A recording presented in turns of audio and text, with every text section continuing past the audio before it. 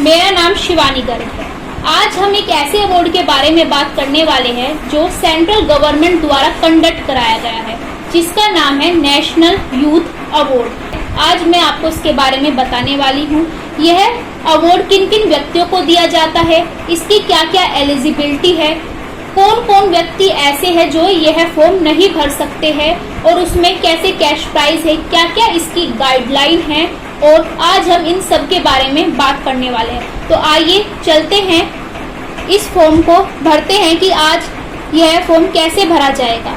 तो सबसे पहले बात करते हैं कि यह अवार्ड किन किन व्यक्तियों को दिया जाता है। यह जो अवार्ड है, जो समाज में और देश हित में बहुत ही अच्छा कार्य कर रहे हैं, उन व्यक्तियों को यह अवार्ड दिया जाता है। क्योंकि अवार्ड एक ऐसा होता है, क्योंकि जब हम रेज्यूम हो गया, जो हमारी सीवी होगी, उनमें एक हमारा बहुत ही अच्छा बेनिफिट रहता है, क्योंकि अवार्ड जो है हमें एक अच्छा कार्य करने के लिए प्रेरित करता है। तो यह अवार्ड किन व्यक्तियों को दिया जाता है, देखते हैं। तो जो सोशल सर्विस है, सोशल सर्विस जैसे कि हमारी राष्ट्रीय सेवा योजना, स्काउट एंड गाइड, जो रक्तदान कर रहे हैं वे व्यक्ति, नेहरू युवा केंद्र, स्वयं सेवक, यह अवार्ड के लिए अप्लाई कर सकते हैं।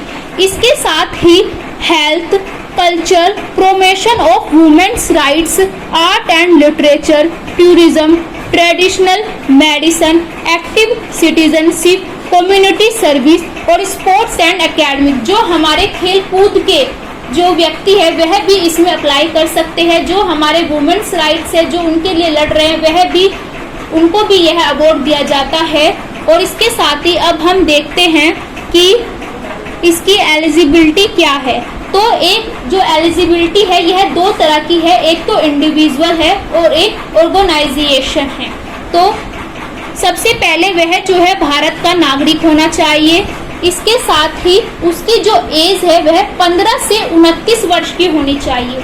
इसमें ध्यान देने वाली बात यह है कि 15 वर्ष यानी कि 1 जनवरी 2023 तक वह 15 वर्ष का हो चुका हो, तभी वह व्यक्ति इस फॉर्म के लिए अप्लाई कर सकता है, अन्यथा वह नहीं कर सकता है।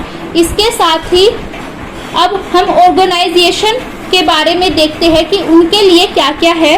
तो उसमें यह रहता है कि जो हमारा शोषक एक्ट है 1860, उसमें उनका जो रजिस्टर होना चाहिए, तभी वह अप्लाई कर सकते हैं। और उनका 3 साल का जो काम है वह भी उसमें दिखाई देना चाहिए। और जो ऑर्गेनाइजेशन है वह चाहे एरिया हो, गांव हो, सोसाइटी हो, समाज हो, उसमें जो पूरा का पूरा जो काम है वह अपने पास रखे, उसका एक रिकॉर्ड बनाकर रखे। क्योंकि वह अब जब हम आगे फॉर्म को भरेंगे उसमें उन्हें जो उनकी जो पीडीएफ है वह भी अपने 3 साल की काम की जो पीडीएफ है वह भी उन्हें अपनी अपलोड करनी पड़ेगी।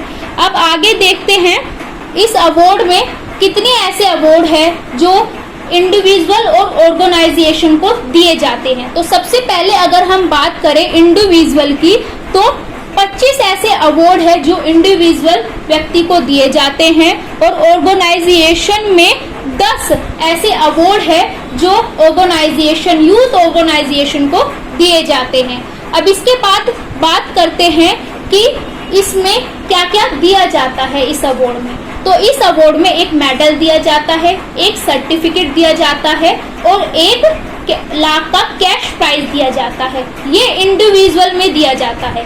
अगर अब हम बात करें ऑर्गेनाइजेशन में, तो उसमें भी एक मेडल दिया जाता है, एक सर्टिफिकेट दिया जाता है, इसके साथ ही 3 लाख का कैश प्राइज दिया जाता है।